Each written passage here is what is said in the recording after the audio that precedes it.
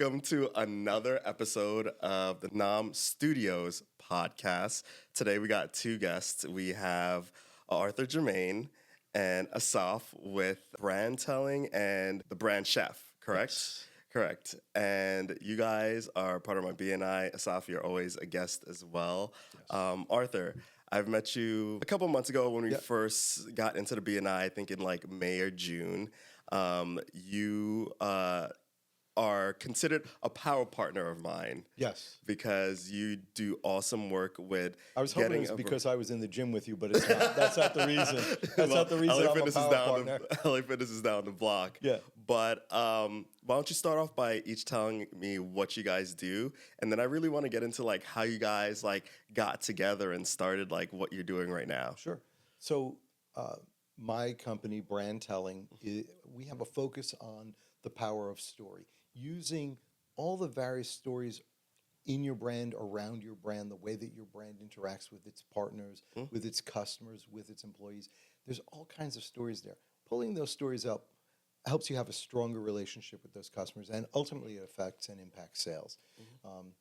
Too many companies focus on the speeds and feeds, the features of a product. Hey, what do? We have a podcast with 3 microphones, but that's not what you do, right? We help people express their brand in the best way they can. So I do that, helping people find that and then writing that together. But I can't draw a stick figure, and so that's where my buddy here comes in. So, hey, I'm Asaf, and I am the brand chef. And I started Bach Creative about 3 years ago as a side hustle where I could really utilize my design background and skills to help some clients out with branding and design, with logo design, web design, things like that. And last year in April, I had been asked by the Huntington Chamber of Commerce to come in and do a speaking engagement on email branding. And, it was my first engagement, anything like that. So I was honored and obviously immediately started Googling everybody else that was invited as well. And one of them was Arthur. So I reached out to him right away because I known that he was doing branding on Long Island as well, scoping him out a little competition. But then I got to know him and I realized, we don't really do the same thing at all. We have the same starting point. So both of us will do a brand workshop with a client. But then at that point, we take in different directions. I'll create a visual identity. He'll create any message that a brand needs. And so we found that working together, we're able to really bounce ideas off of each other. Arthur loves hearing himself talk, and Yes. I love interrupting him. It's grown into a good friendship. and I think where we both focus, we're both very outcome focused. We're both very focused on, where does the brand see itself, and what's the purpose of the brand. Asaf takes people through. He likes to say he takes them through kind of a spicy journey to figure out, who are you. I do the same thing. I use a framework from Simon Sinek, the Yes. Start With Why framework. And, One of my favorite and then build frameworks. that. I really like it because it's simple. There are some fantastic ones, don't get me wrong. Story Brand is a fantastic framework. Yeah. I just find, Purpose makes people think. I think the purpose, that's a good, let's use that. Purpose makes people think. I Copyrighted think that at this moment by them. I think that really, helps to focus people. Like, why do you do what you do? I use as an example a lot that I was at a party and said to somebody, "What do you do?" And I said, "Oh, I'm a lawyer." And I said, "All right, so what do you do?" He said, "Oh, I do business law." I said, "Oh, okay, I get it. What do you do?" And he's like, "Boy, you're really annoying." And I'm like, "Well, business law. I mean, come on." And he's like, "Well, all right, I work with small business, specifically mom and pop businesses." I said, "That's interesting. Why?" "Well, my parents owned a business, and they were always having problems. There was compliance issues, money that they owed, and I really swore I didn't want to see people. Oh my God." I'm like, yeah, that's what there you you do, go. right? And he's like, yeah, that's I'm like, that's what I call kind of finding your why.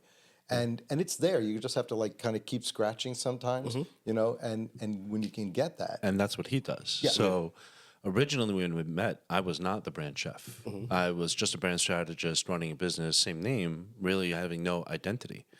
And this was really bothering me. And we were talking one day, and I said, I really feel like I have no identity of my own. And in an hour is all it took this guy to figure this whole thing out. Yes. So an hour later, I was calling myself the brand chef. I started doing redesign with everything, and I had done an AI picture of myself with a hat. Yeah. And it seemed to stick, right? Yeah. People seemed to like it online. I said, you know what? I really need to buy one of these hats. Where and I did need to have it. Where did the chef come from? Is that because you I just do love like food. to cook? I love to cook. I Okay. love food. I was in cooking and hospitality for about 10 years Okay. in a former life. And that has definitely shaped the way I think a lot about food and raising my family. We eat dinner every night at a table without phones, having what's called conversations. It's incredible. Yeah. It's very bonding, right? Yeah. And, now my daughter's in college, and her biggest complaint is the food sucks. Yeah. And I love that. Yeah, I mean, I resonate with you there as well because your brand chef really speaks to me because I always tell myself sometime soon, sometime in the future, when everything is good, the business is running itself, I would like to go back to culinary school. Oh, wow.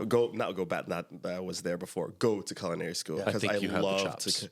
I love to cook, and it's not because I want to work in a restaurant or be a chef. Like it's because I like to host, like you just said. Right. To the point where even my daughters, they're 9 and 7.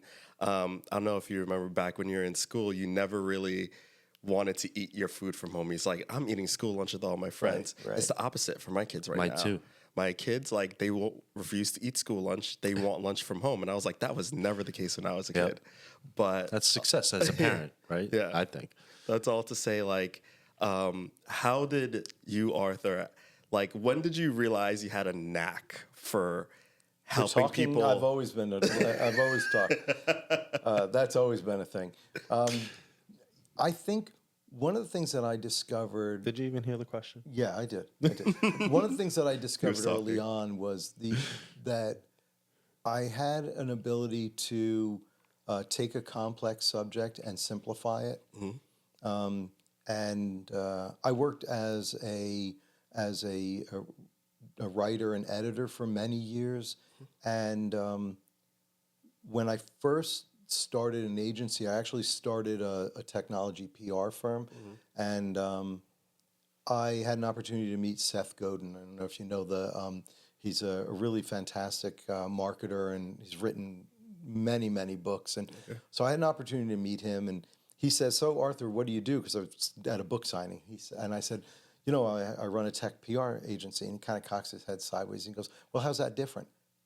And I'm stuck for an answer. I'm like, I don't know. And I came back to my team. And I'm like, I'm looking like an idiot in front of Seth Godin. I don't have an answer for it. Why is that different? That's his big thing. Why is that different?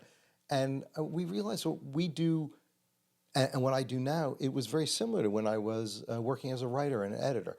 We sit around a table and say, what story belongs on the cover? What has the most impact for the readers? Why this? Why now? Why, right? And so we use that. I use that same thing, and I use it to draw it out and explain. And so I found that, could call it my superpower, is that ability to take something, simplify it, or he's teasing me that I don't listen, but I listen between the lines, The first time that we had gone out together to talk about the upcoming presentation, I looked to see, so who's Asaf? And I see nothing but a wall of food on his Instagram feed. And I'm like, he says, where do you want to go to lunch? And I'm like, oh, you pick. Because I don't know, you pick. And so later when he said, I'm feeling like my brand isn't right, I said, you're feeling like your brand is kind of bland? He goes, yeah, that's the right term. And I'm like, that's because, you're a foodie. You want it to be more spicy. And we came up with It was every this idea. sentence. Every sentence was another euphemism that made sense. And it built on the last one, and it built on the last one.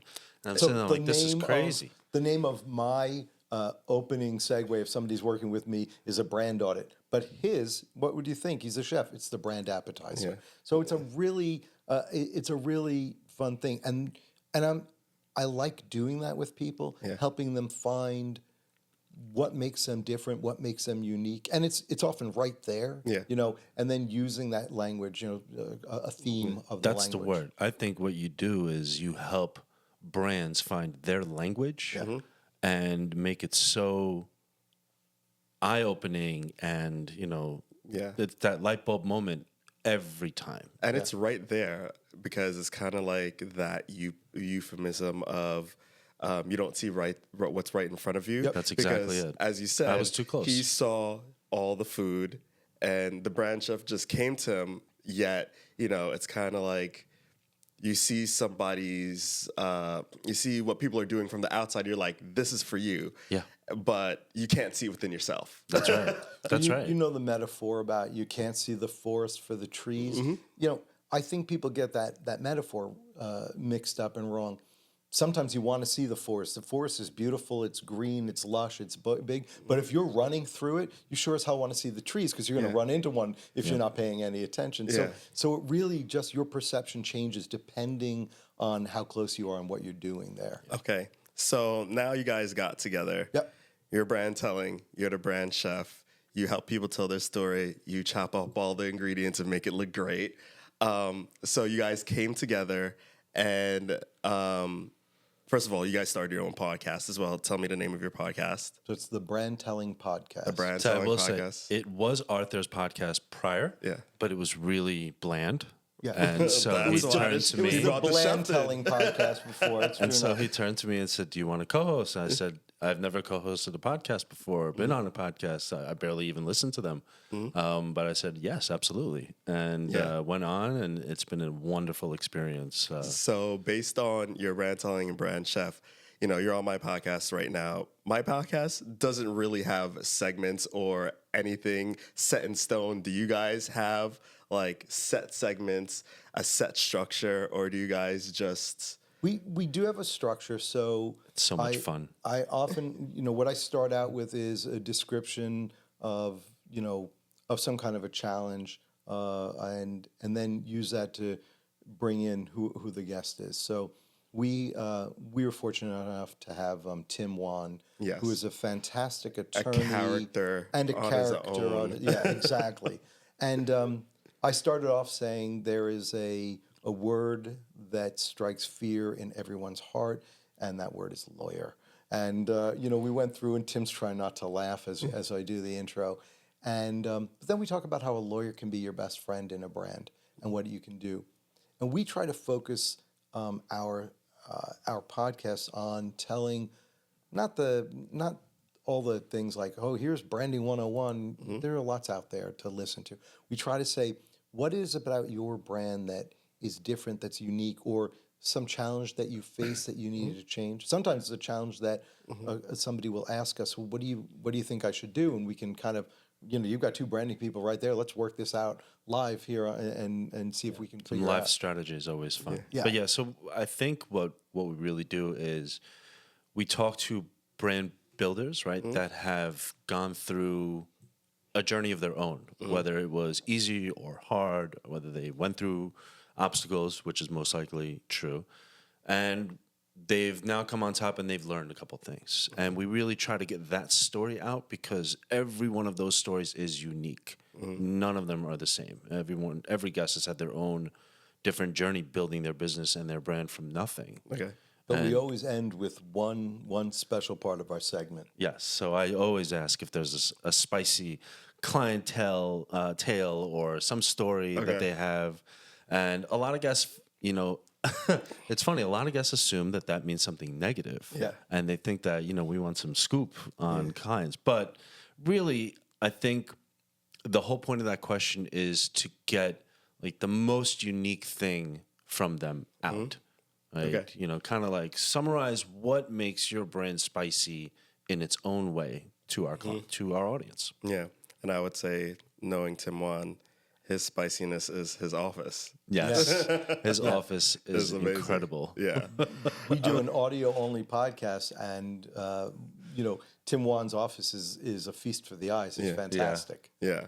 So now you, Asaf, like, what is your kind of, not to say strategy, but when you bring a brand in and you're trying to create the creatives and the looks behind them, walk me through how you get them, how you figure that out for them. Sure. So I always start out with a brand workshop, right? So I call it a brand appetizer. Essentially, I'm asking you lots of questions. I'm digging into your purpose, right? We're setting the foundation of how you want your brand to be perceived to your specific market for the long term, not for 5 months, Yeah. but for 30 years. What do you want to be known as in this industry? What do you want to be known for? What kind of impact do you want to make?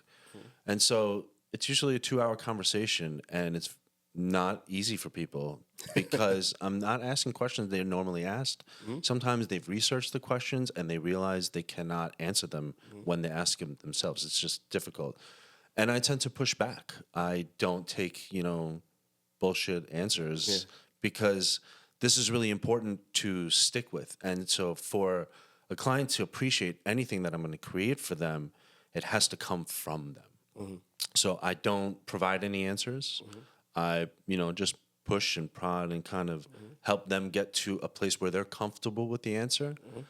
And then I have a lot of data and a lot of feelings that are supposed to be represented and a lot of people that are supposed to be represented. And so what I do is I just try to come up with some concepts visually to represent one or two of those concepts. When I create a logo, it's never, 8 different things in a logo because that doesn't work. Yeah. I love the fact that you said data because a lot of people don't realize that there is a lot of data and a lot of analytics, even when you are doing creative. Absolutely. There is. And, people don't realize there's, a formula to things. As much as creative you can, you want to still stick within that formula. Absolutely. It's a really interesting thing. As sometimes it's asking the people to provide you with that data. I have these 7 brand success factors, and I ask somebody to kind of say, which one of these do you kind of score yourself on? And it's interesting because they might say, oh, I'm really high on desirability. And I say, why? Because when I get back that kind of pre-workshop and I do my workshop, so why do you score yourself high? What do you think you do that's desirable with your brand? Oh, because you checked it off, it's here, and so it gives you some things to go back to and have a discussion point. I think what the chef is saying too is you have to involve the person. It's their brand. People when they come to us, it's not always like hey, we're going to launch a brand. We've never done this before. Sometimes it's I've had the brand, it's running. Now I have a partner. Now I have a new something.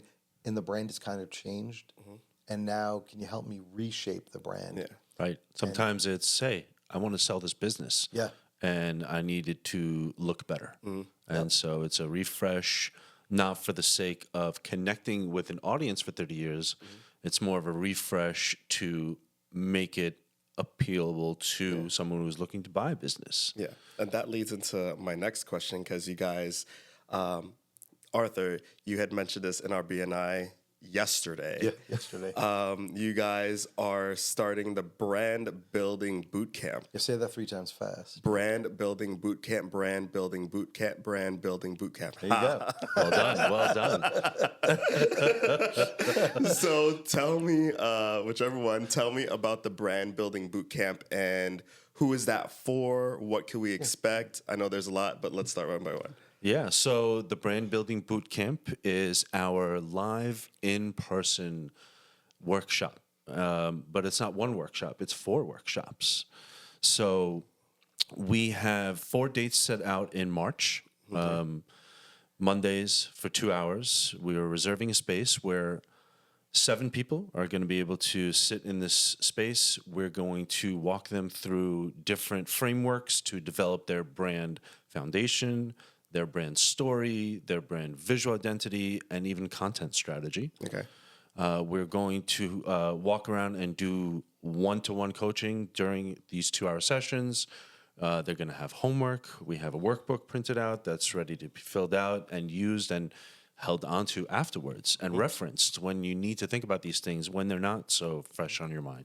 Okay. And it's to give business owners who are either struggling with spending too much time in front of Canva or spending too much time writing and erasing posts online because they don't know what to say, or they're on Instagram wondering, why does everyone know what to say and what it should look like for their audience, and I have no idea what to do?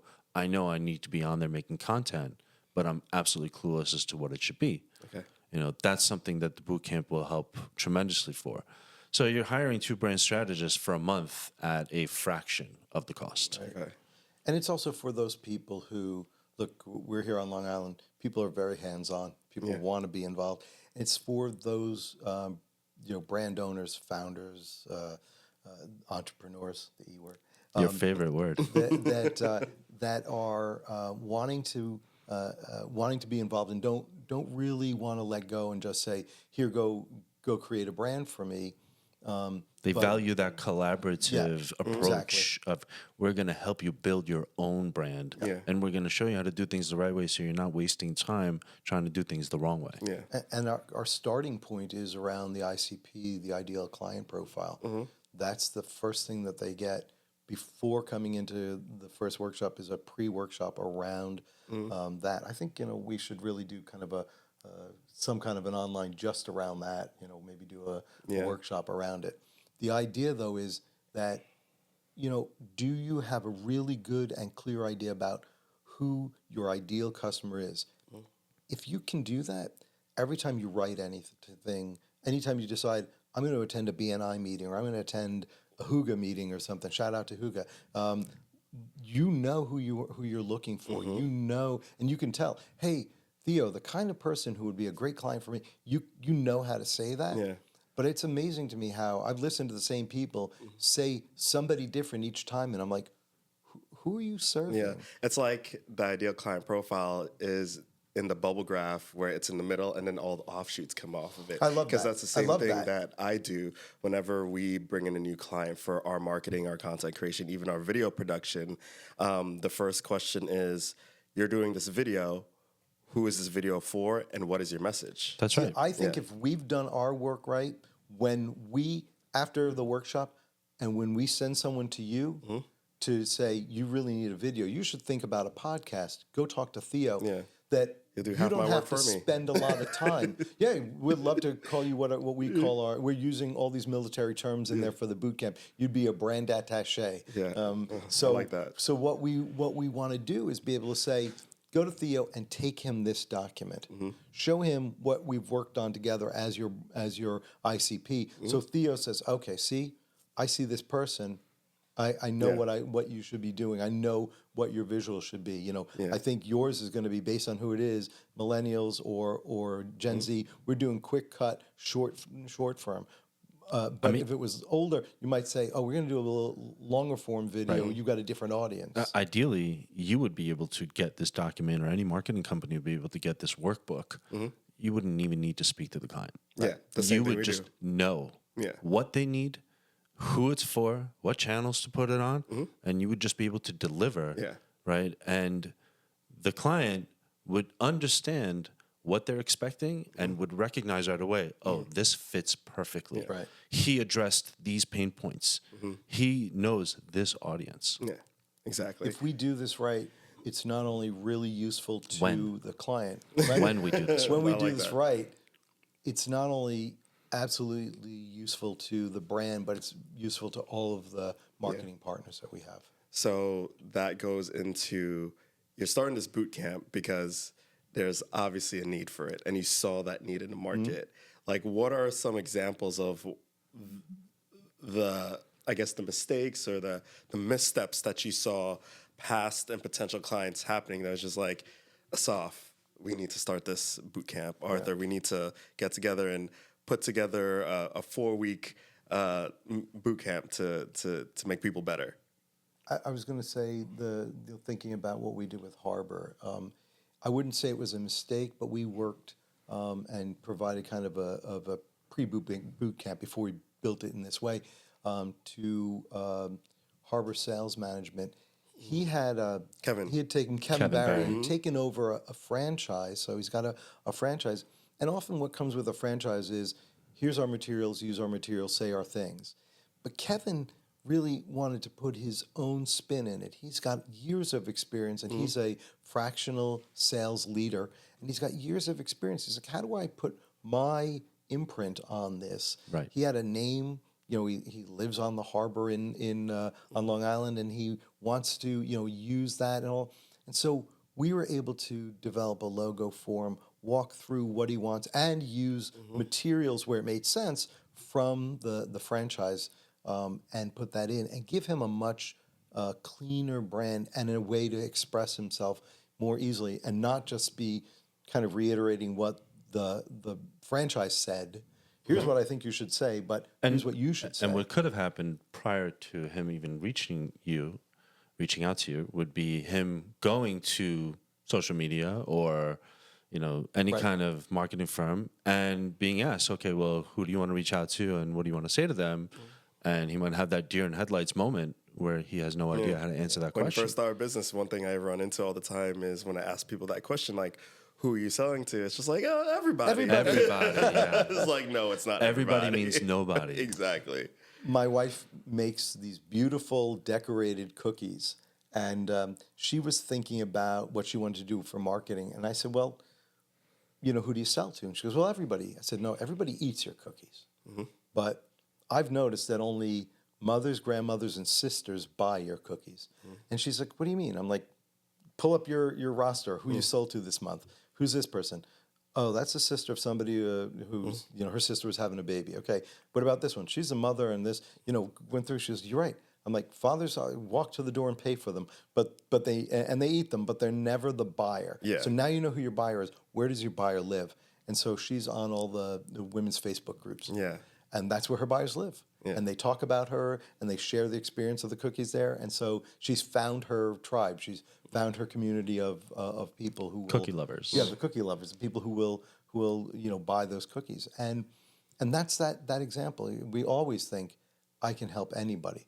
Yeah. You're in BNI with me. Everybody says that. Oh, who do you help? Everybody. Yeah. But it's usually everybody, but at some specific time. Yeah. The guy in our group who's fantastic, who does car repair, I guess. only serves people when they have a problem with the car, right? Yeah. You don't wander by there if you're like, I just need the car waxed. Yeah. He doesn't do that. Sometimes I'm just like, maybe I should have gotten into a different industry because then it would be more. Right.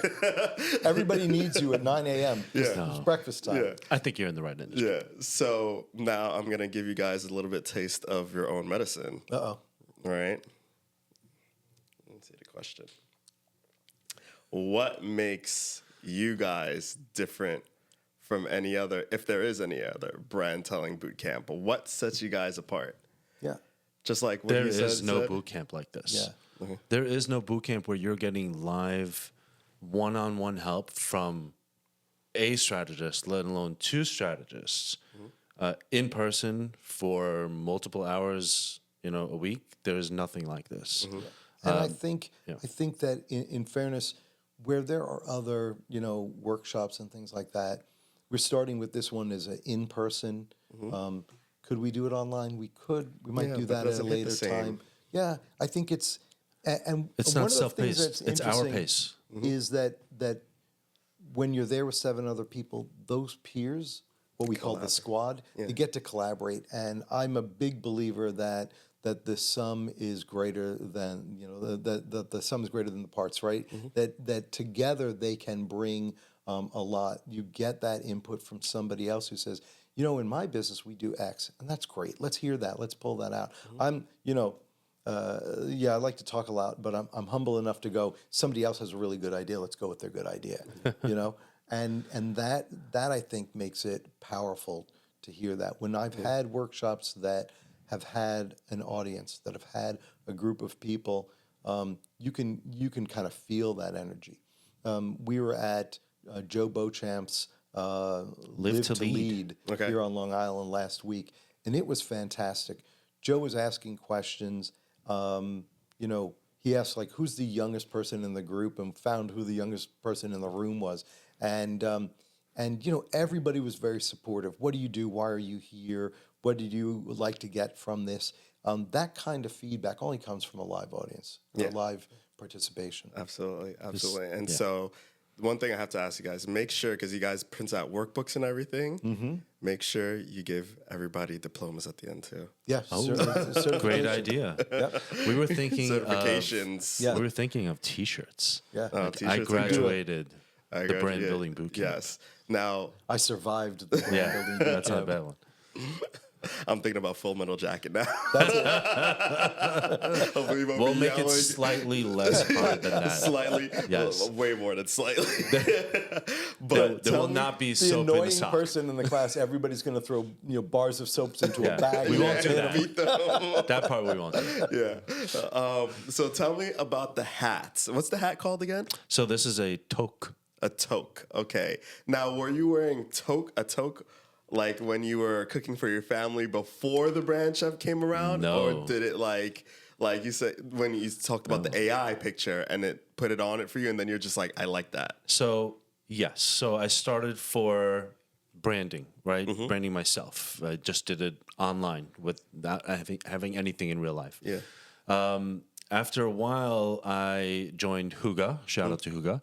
And there were a lot of in-person events. And I went to one, and a couple people were like, hey, hi, how are you? And like, I you met recognized them- them. I'm like, you met me what do you before." mean?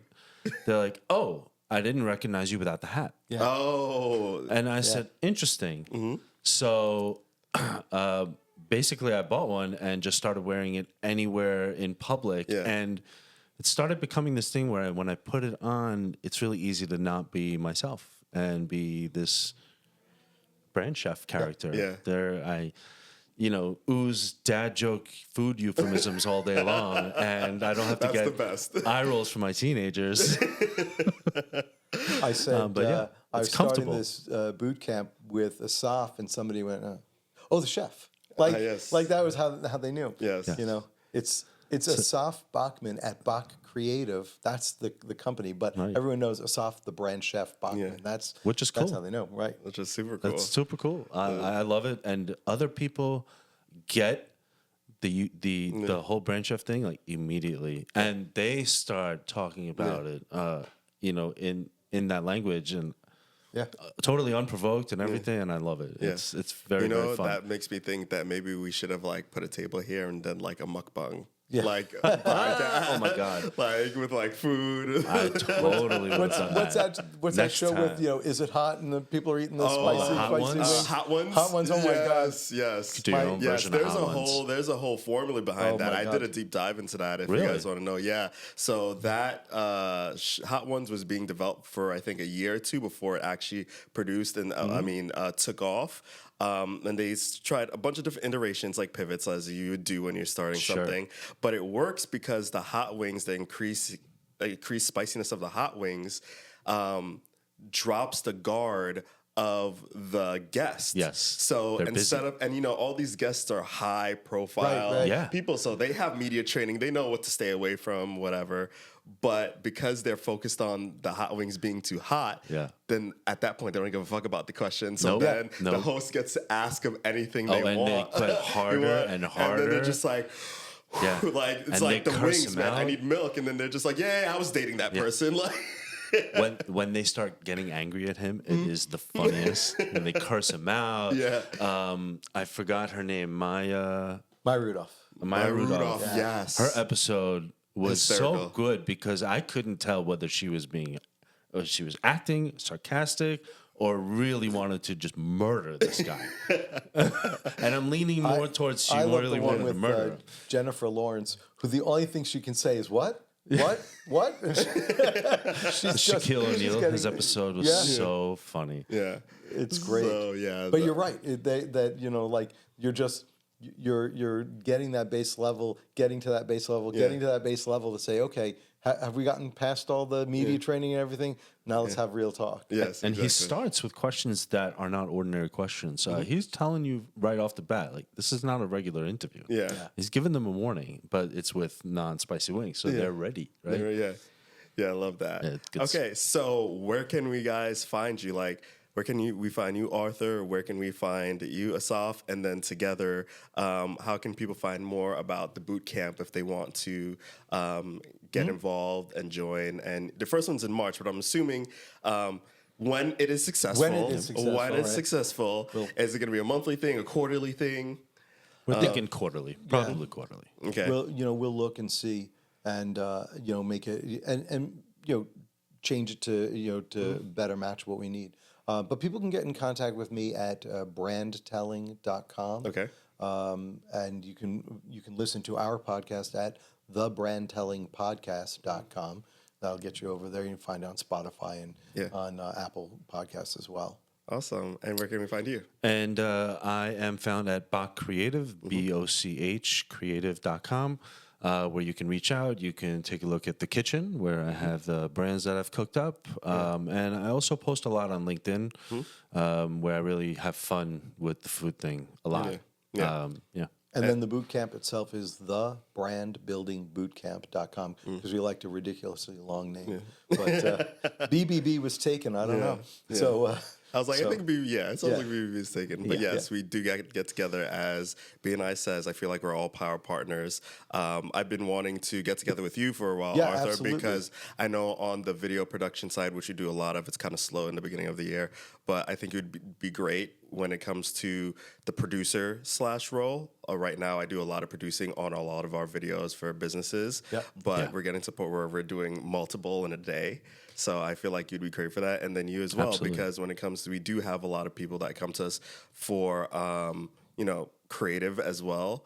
But having you as a partner as well, saying like, listen, I think Asaf would be perfect for you.